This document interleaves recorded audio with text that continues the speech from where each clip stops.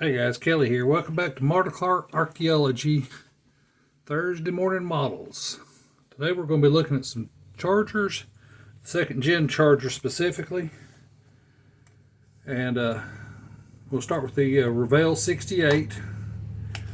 This one is I can't remember if it's Krylon or if it's Rust-Oleum Sage Green, and it may appear stock, but it's been lowered. It's riding on original AMT Firestone Supreme red lines that I had in my parts box.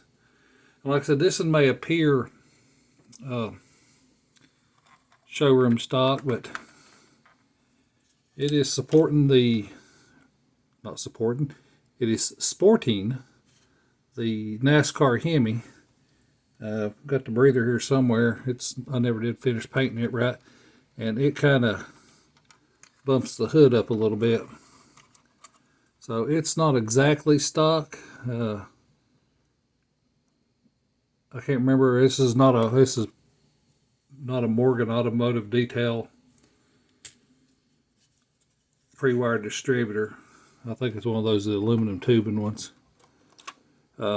Also, here's a hint to check everything, because I had to sand this hood and I never have gone back and touched it up to get it to fit in here. Underneath is box stock, pretty much. Yeah, it's got the headers for the NASCAR engine, my white shocks, black interior. You can see that white ball shifter sticking up in there.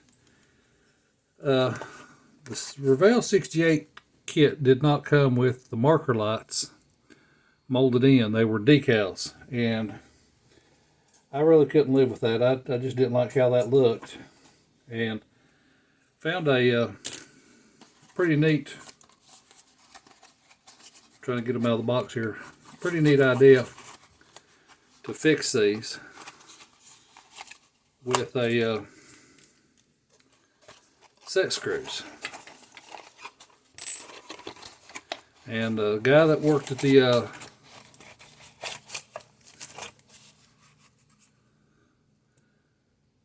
bolts and nuts over in Asheville, this is an M2x3 set screw. He brought me 100 of them.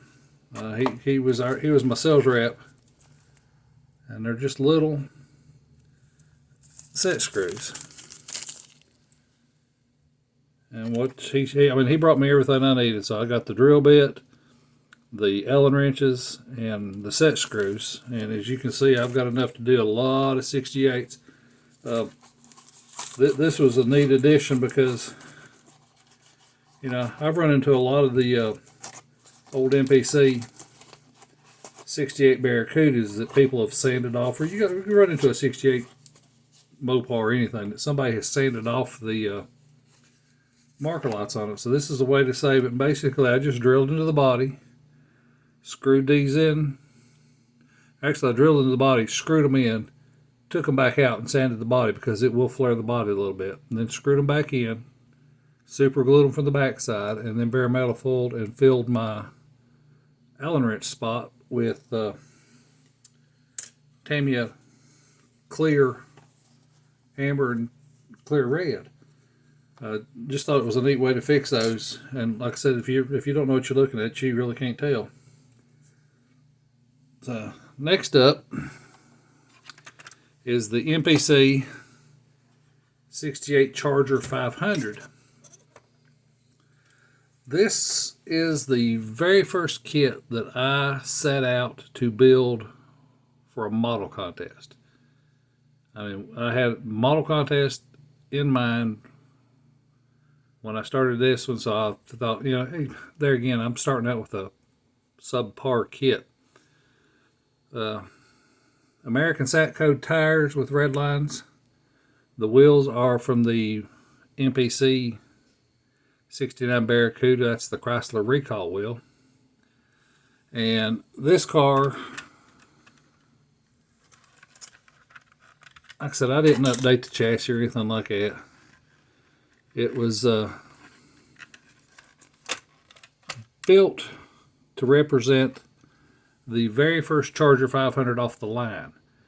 And as it came off the line, this was the car that went to Motor Trend magazine to do their review. And when they discovered that these magnesium wheels would crack, when Motor Trend got the car, it had full wheel covers on it. So, I mean, that's what I found in my research. This is supposed to be number 1 of 500. It was red, had a black interior, had the Hemi. This one's got power window, photo etch power windows switches. And like I said, I just built it to represent that very first Charger 500.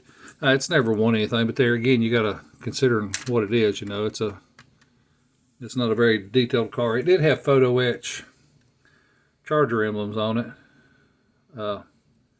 You can still see the glue. But my wife was helping me clean one day, and she didn't realize that they'd fly.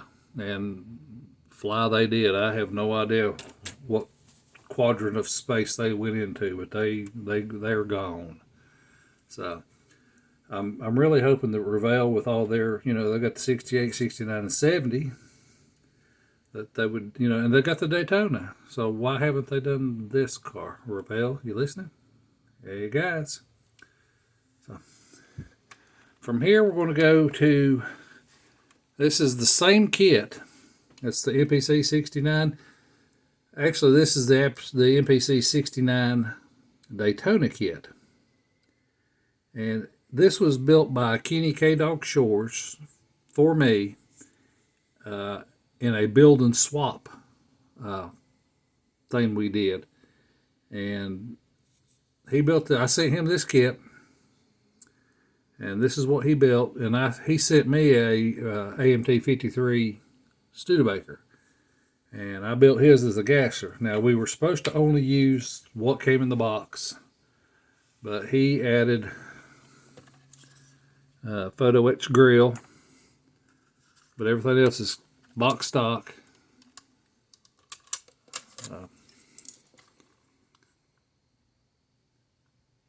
Color matched Hemi.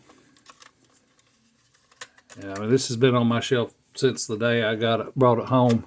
There was quite a bit of hype surrounding, because we couldn't see. You know, we didn't pass photos back and forth. Nobody knew what each other was getting.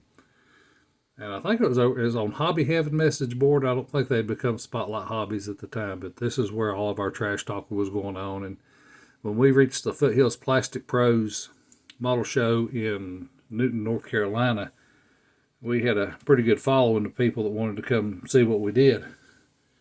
And like I said, I don't know if he's still got the Studebaker or if he's changed it up or anything, but this is what I got from him. And like I said, it's been on my shelf ever since.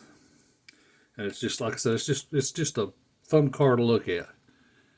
And lastly, back to Revell. This is their 70 Charger. Tires and wheels are Bandit resin cast with the hubcaps are from the 78 monocoque, you know, like the TJ Hooker or the Force 440 car. It's some of the better hubcaps. There again, this one is box stock except for the tires and wheels. You won't see a white ball shifter in this one because it's pistol grip. But you will see white shock absorbers. Box stocking underneath. Let's see if I can get this out of here without.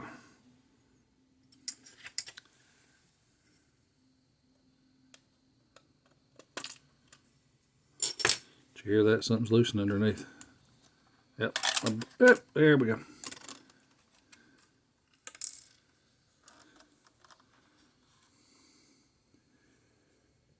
Box stock Hemi, pre-wired distributor. All the plumbing come from the kit.